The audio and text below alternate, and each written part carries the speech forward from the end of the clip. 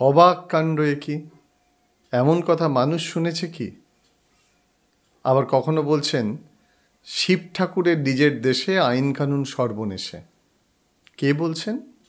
কলকাতা বিশ্ববিদ্যালয়ের উপাচার্য ডক্টর শান্তা দত্ত। রাজ্য জুড়ে শোরগোল পড়েছে।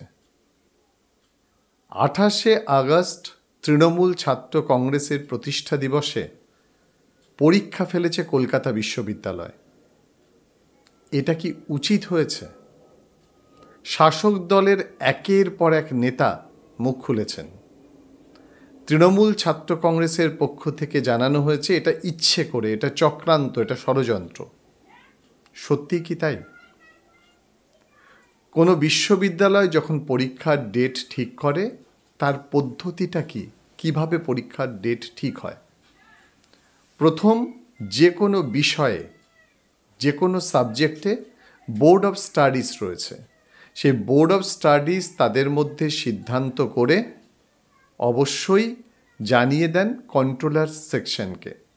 কন্ট্রোলার ডিপার্টমেন্ট সেই সূচি নিয়ে যান অধ্যক্ষের কাছে। অধ্যক্ষ বলে ভুল হবে, উপাচার্যের কাছে। উপাচার্য সেই সূচি দেখে সম্মতি দিলেই সেটা প্রকাশ করা হয়। এটা যে কোনো ডিপার্টমেন্টের ক্ষেত্রে।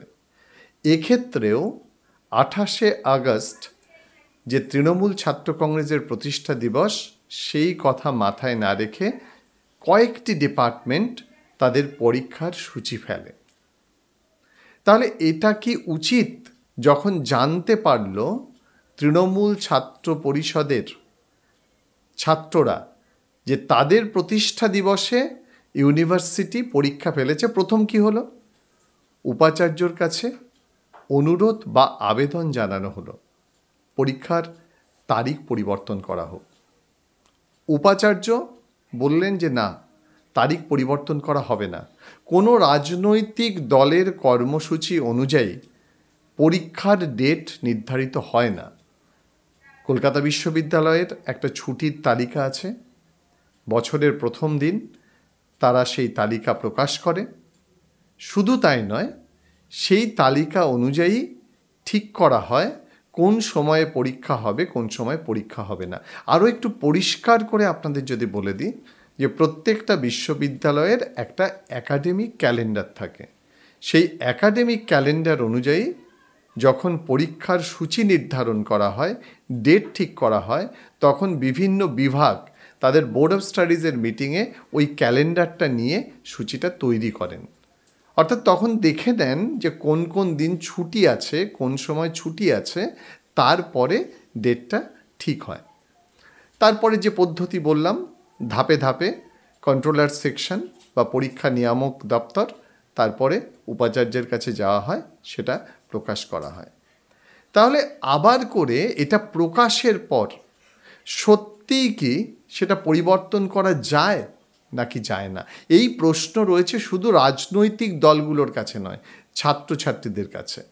এবার আমি আপনাদের বলি, এর আগে কলকাতা বিশ্ববিদ্যালয় একাধিকবার পরীক্ষার ডেট জানানোর পর বিভিন্ন কারণে, হয়তো রাজনৈতিক দলের কর্মসূচির কারণে নয়, কিন্তু বিভিন্ন কারণে ডেট পরিবর্তন করেছে। কারণ যাই হোক না কেন, তাদের মূল ভাবনার বিষয় কি? মূল ভাবনার বিষয় যে কলকাতা বিশ্ববিদ্যালয়ে পশ্চিমবঙ্গের বিভিন্ন জেলা থেকে ছেলেমেয়েরা বিভিন্ন কলেজে পড়াশুনো করতে আসেন। তাহলে এই কলেজগুলোতে যে পরীক্ষা চলছে, সেই পরীক্ষা তো শুধুমাত্র কলকাতার একটা নির্দিষ্ট অঞ্চলের ছেলেমেয়েরা আসছে না, বিভিন্ন জেলা থেকে আসছে, মফস্বল থেকে আসছে। সুতরাং তাদের যাতে কোনো উৎসবে, কোনো অনুষ্ঠানে অসুবিধা না হয়, সেই কারণে কখনো কখনো হিউম্যান এরর, মানুষের ভুলের জন্যে ডেট প্রকাশের পরেও কলকাতা বিশ্ববিদ্যালয় একাধিকবার তারিখ পরিবর্তন করেছে। এবছর অর্থাৎ 28শে আগস্ট তাহলে কেন তারিখ পরিবর্তন করছে না? এখন কলকাতা বিশ্ববিদ্যালয়ের উপাচার্য ভাবছেন এটা একটা রাজনৈতিক কারণ। তারিখ যদি পরিবর্তন করা হয় তাহলে তৃণমূল কংগ্রেসের কাছে বশ্যতা স্বীকার করা হবে। আসলে কলকাতা বিশ্ববিদ্যালয় একটা স্বশাসিত সংস্থা, তার সঙ্গে রাজনীতির কোনো যোগ নেই। সমাজ কল্যাণকর রাষ্ট্রে বিশ্ববিদ্যালয় বা কলেজগুলো স্বশাসিত হয়। তার কারণ কি? শিক্ষার সঙ্গে রাজনীতির দূরত্ব বজায় রাখা হয়। হঠাৎ করে এই রাজনীতিতে রং এলো রাজ্য এবং বলা যায় তৃণমূল কংগ্রেস এবং কলকাতা বিশ্ববিদ্যালয়ের উপাচার্যের সংঘাতে। কি হলো? রাজ্য অনুরোধ করলো যে তারিখটা পরিবর্তন করতে হবে, করা উচিত। কারণ এটা 28শে আগস্ট শুধুমাত্র তৃণমূল কংগ্রেস ছাত্র পরিষদের প্রতিষ্ঠা দিবস নয়, এটা তৃণমূল কংগ্রেস ছাত্র পরিষদের একটা আবেগ, একটা ঐতিহ্য। সেই আবেগ, ইতিহাস, পরম্পরা, ঐতিহ্য এটাকে উদযাপন করতেই তো চেয়েছে তৃণমূল কংগ্রেস ছাত্র সংসদ। এই আবার একটা শব্দ বলে ফেললাম, ছাত্র সংসদ। আচ্ছা বলুন তো, কলকাতা বিশ্ববিদ্যালয়ে আমাদের রাজ্যে কোনো ছাত্র সংসদ আছে?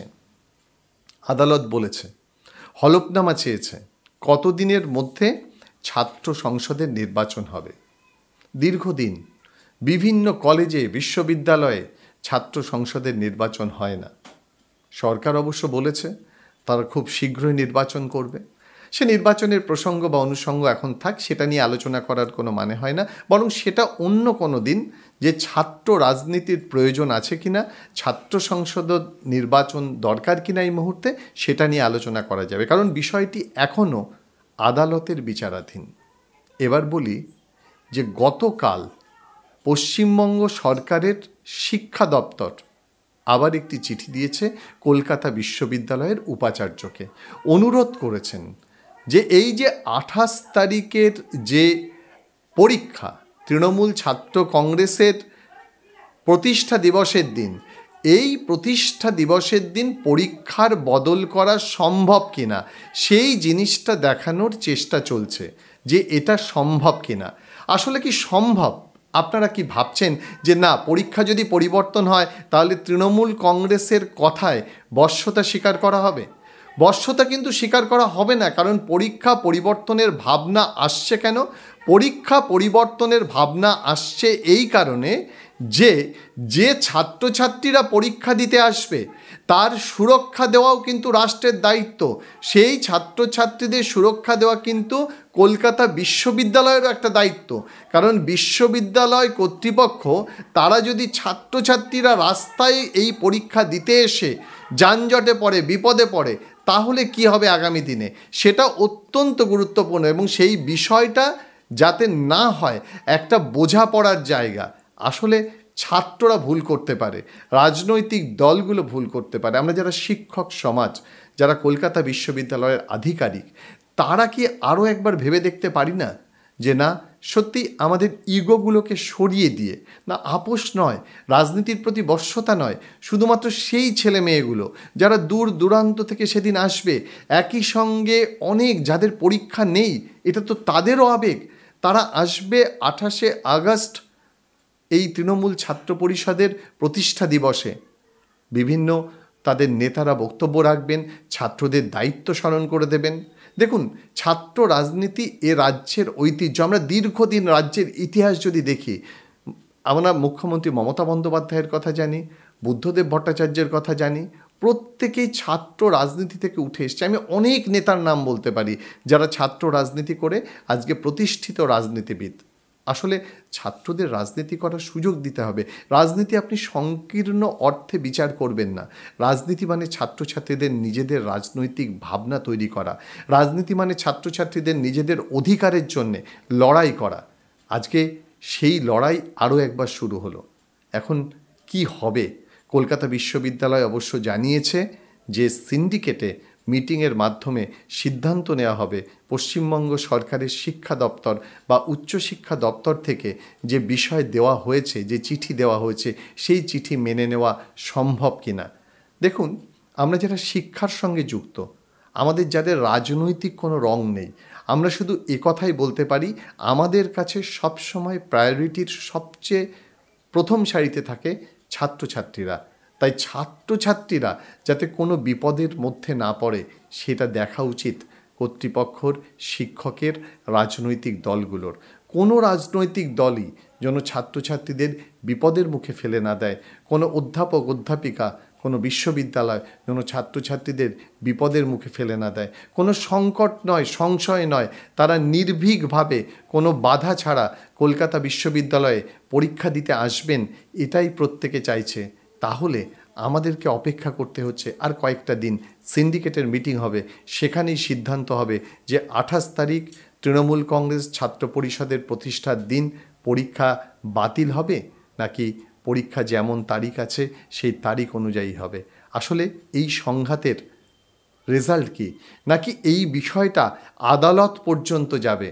কারণ আদালত কিন্তু একথা বলবে যে মিটিং করা, মিছিল করা ভারতবর্ষের সংবিধানের রাইট টু ফ্রিডম, সেখানে রয়েছে যে স্বাধীনভাবে ভারতবর্ষের নাগরিকরা 18 বছরের বেশি যাদের বয়স হয়েছে তারা মিটিং মিছিল করতে পারে, তাদের অধিকারের কথা বলতে পারে। আবার একই সঙ্গে কলকাতা বিশ্ববিদ্যালয় বা প্রত্যেকটা বিশ্ববিদ্যালয়ের স্বশাসিত সংস্থা, তাদেরও এই অধিকার আছে, তারা নিজেদের মতো স্বাধীনতা অনুযায়ী পরীক্ষার দিন ক্ষণ এগুলো নির্ধারণ করবে। তবে একটা জায়গায় আমার মনে হয় আদালত, বিশ্ববিদ্যালয়, রাজনৈতিক দল এক হওয়া উচিত যে না, আমাদের কাছে সব থেকে গুরুত্বপূর্ণ ছাত্রছাত্রীদের সুরক্ষা, ছাত্রছাত্রীদের নিরাপত্তা, ছাত্রছাত্রীরা যাতে নির্ভীকভাবে সুস্থভাবে পরীক্ষা দিতে আসতে পারে। তাহলে কি করা হবে? 28শে আগস্ট পরীক্ষা বাতিল হবে, না যেমন দিন নির্ধারিত হয়েছে সেই অনুযায়ী পরীক্ষা হবে? এখন আমাদের সময়ের অপেক্ষা।